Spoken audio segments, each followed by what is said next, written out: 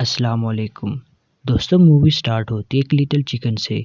वो सिटी का main bell बजाकर सबको अलर्ट करके कहता है कि सभी अपनी जान बचाकर भागो क्योंकि तुम सब खतरे में हो। जिसे सभी एनिमल्स डर के मारे इधर उधर भागने लगते हैं और इसी भाग दौड़ में काफी नुकसान भी हो जाता है। अब जैसे ही सब एनिमल्स लिटिल चिकन के पास आकर पूछते हैं कि आखिर हुआ क्या है, तब वो उन्हें बताता है कि आसमान टूट रहा था और उसका एक पीस मेरे सर पर भी गिरा था, जो बिल्कुल एक स्टॉप साइन के शेप में था। लेकिन कोई उसकी बात को सीरियस नहीं लेता। सभी को लगता है कि उसने उन्हों को बेवकूफ बनाया है, जिस पर सभी एनिमल्स लिटिल चिकन के डैड को बुरा भला बोलने लगते हैं। आगे हमें एक साल बाद के सीन को दिखाया जाता है, जहाँ उस आसमान गिरने वाली बात को अभी तक कोई नहीं भूला था और हर तरफ लिटिल चिकन का मजाक उड़ाया जाता था। यहाँ तक कि स्कूल में भी उसे बाकी स्टूडेंट्स परेशान किया करते थे और उसकी किसी न किसी गलती की वजह से उसके डैड को डांट सुनना पड़ती थी। लिटिल चिकन अपने डैड को प्राउड फील कराना चाहता था, इसलिए वो स्कूल की बेसबॉल गेम में पार्टिसिपेट करता है। लेकिन वो इतना छोटा था कि वो बैट को सही से उठा नहीं पाता था और वहाँ भी सभी उसका मजाक उड़ाने लगते हैं और उसकी टीम को लगता था कि उसकी वजह से वो मैच हार जाएंगे। लेकिन जैसे ही वो बैटिंग करने के लिए आता है तो पहले के 2 बाल्स तो वो मिस कर देता है, लेकिन वो तीसरी बाल पर किसी तरह से जोर से हिट कर देता है और रन के लिए वो तेजी से भाग भाग कर फाइनली वो अपनी टीम को विन करा देता है, जिससे सभी उससे बहुत खुश हो जाते हैं और उसके आसमान गिरने वाली बात को अब सभी भूल जाते हैं। अब घर में लिटिल चिकन अपने डैड के साथ जीत की खुशी में एंजॉय कर रहे होते हैं। उसके डैड उसे कहते हैं कि सच में तुमने आज मुझे प्राउड फील करा दिया है। फिर वो उसे गुड नाइट कहकर चले जाते हैं। फिर लिटिल चिकन देखता है कि विंडो से एक स्टार सीधा आकर उसके सर से टकरा जाता है, जिससे उसको याद आता है कि ये तो वही आसमान का टुकड़ा था जो 1 साल पहले भी उसके सर से टकराया था, लेकिन किसी ने उसका यकीन नहीं किया था। फिर वो देखता है कि इस पीस को कहीं पर भी रखने से वो कम्प्लीटली ट्रांसपेरेंट हो जाता है। इसके बाद वो अपने तीनों फ्रेंड्स को बुलाता है, जिसमें एक डक,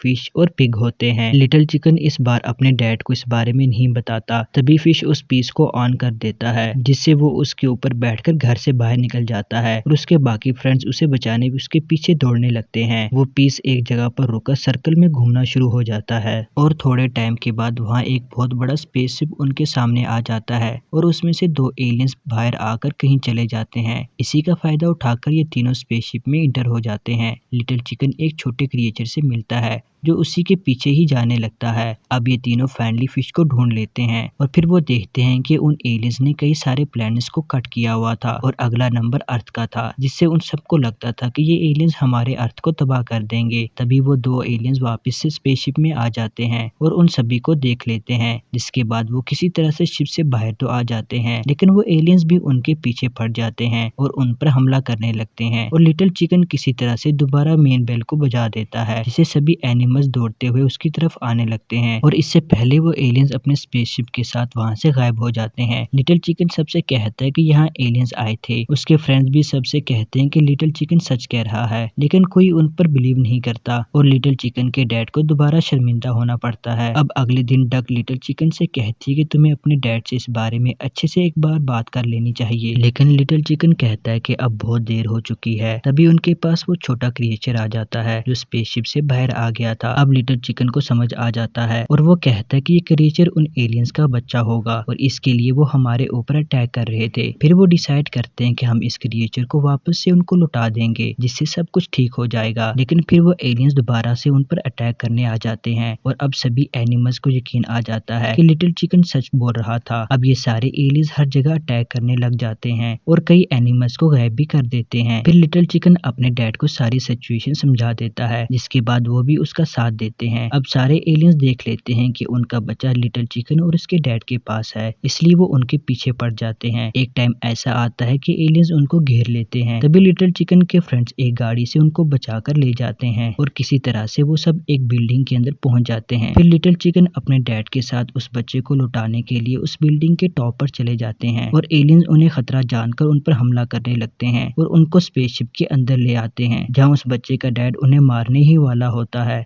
कि वो बच्चा अपने डैड से कहता है कि ये बुरे लोग नहीं हैं, इन्होंने ही मुझे यहाँ तक पहुँचाया है। जिसके बाद उस बच्चे की मॉम और डैड अपने असली रूप में आ जाते हैं और सभी से सॉरी बोलकर सब कुछ पहला जैसा कर देते हैं और वो कहते हैं कि हमने अर्थ को छोड़कर बाकी प्लैनेट्स को इसलिए कट किया था क्योंकि हमारा फेवरेट फूड अकॉर्न है जो किसी भी प्लेनेट में हमें नहीं मिला सिवाय अर्थ के। फिर ये एलियंस अपने बच्चे को लेकर वापस चले जाते हैं और इस इंसिडेंट के बाद लिटिल चिकन सभी की नजरों में हीरो बन जाता है। और इसी के साथ दोस्तों हमारी आज की मूवी की हैप्पी एंडिंग हो जाती है।